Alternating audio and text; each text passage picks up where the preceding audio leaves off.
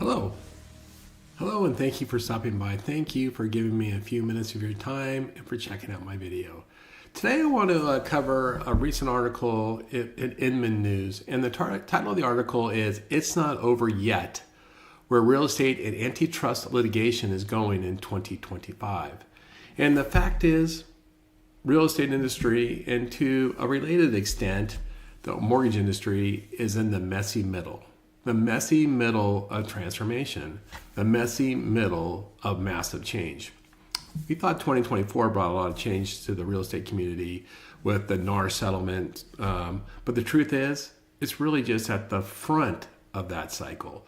2025 is going to offer a whole lot of messy middle, and this article does a really good job of highlighting what that means, what's going to be messy. And so let me show you a copy of the article. I will share a link to this in my notes below, but this is the article from Inman News, and it's a really, really good article. Here are some of the things that you're going to want to pay attention to in the article. It's definitely worth a read. The first thing is, we had the NAR settlements last year, where NAR settled the seller side part of the lawsuits, right? But that settlement has lots of appeals, meaning all sorts of parties are appealing the settlement. Now, most people think, or most analysts think, the appeals will probably not be successful. But one of the things it's going to do, it's going to delay the distribution of the funds to the plaintiffs until all of these appeals are resolved. And so that's going to just leave a little bit of uncertainty. And of course, an appeal could get the settlement overthrown. Now, some of the appeals are, hey, gosh, this settlement isn't really actually benefit the sellers that were harmed. It's just most of the money goes to the law firms, all sorts of stuff, But most likely those won't go anywhere. So that's going to happen. That's going to take place this year. Second, remember the settlement, the Seitzer-Bennett settlement, is for sellers only. Well, there's very similar lawsuits for the buyer side. So there's a buyer side commission lawsuits like Batten 1, Batten 2, Lutz versus NAR, Davis versus NAR. Now, more than likely, these lawsuits are a little bit harder to prove because what buyers have to do is prove that the cost of houses were inflated because the preset price of the commission. It's a little harder to prove. And then even if they do prove it, it's not going to be as significant as the seller side because sellers that then sold their house and then bought the house, those sellers cannot be included in both lawsuits. And so what really means the only buyers being represented in the buyer side class action lawsuits are first-time home buyers. And so that's a much smaller subset than, say, all sellers. And so it's not as significant, but it's still going to be a problem this year. There's still going to be probably a settlement. It's still going to be kind of choppy. So we'll have to see. And then on top of that, we have the DOJ, which somehow grew these, fangs and claws and is coming after NAR, reopening what we believe was a settled action, right? And they're really looking to hammer NAR on on the two things, which is a clear cooperation policy and the no commingling rule. There's a few other things that the DOJ might come after. And then lastly, and this is no small thing, by the way, there's a lot of internal strife inside the real estate industry, inside the real estate community. And I'll show you, this is down the article some ways, but there's all sorts of real estate entities suing NAR. So you have realtor on realtor crime here, right? And the 4 points that they bring up in the article is, one, the clear cooperation policy. That's where NAR requires real estate agents to list properties within 24 hours of starting to market them. As we know, there's a giant rift in the real estate industry. Large brokerages, want to get rid of clear cooperation because it's definitely in their best interest to do so, even though it's not, in my opinion, the consumer's best interest. Of course, mid-sized and smaller real estate companies want to stay in place because they may or may not be able to exist without it. The second internal strife that NAR faces is the three-way agreement.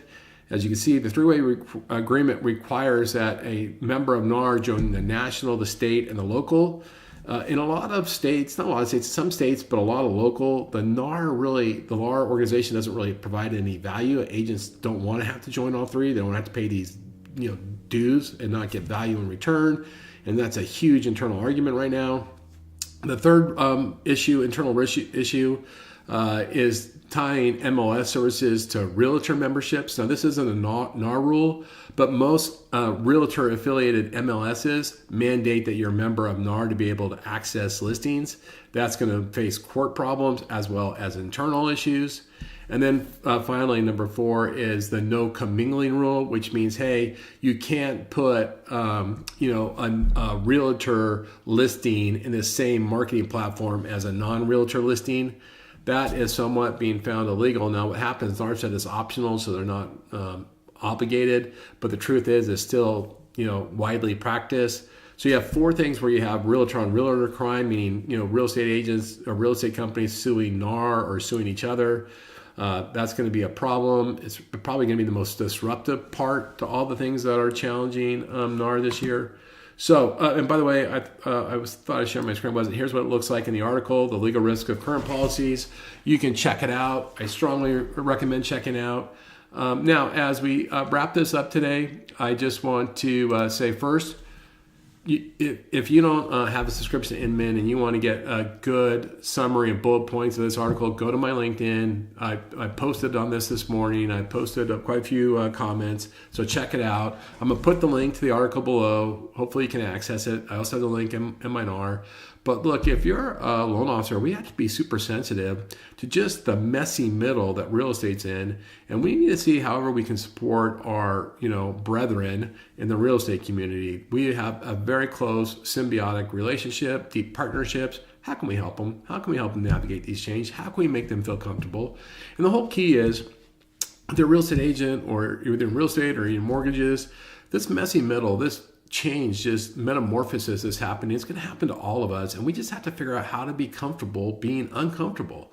We have to figure out how to be comfortable with mud on our face and that messy middle. And then how do we get through the messy middle to see the opportunity and then to thrive? Because with change, there's opportunity. There are going to be winners and losers. The winners will figure out that the ones that they embrace who moved my cheese and go find the new cheese are going to thrive. And the ones that stick to the old K where there's no cheese, it's just not going to work out. I hope you check out this article. It was a valuable article. I hope we all work together. The idea is we just got to, we got to serve home buyers, home sellers. That's our calling. That's our passion. Let's make sure we do it the right way. Let's help each other as we do it. With that, I appreciate you checking out my video. Hope you're putting in the work here the last few days of the year to help you set up a really good 2025. Thanks so much. Look forward to talking again tomorrow.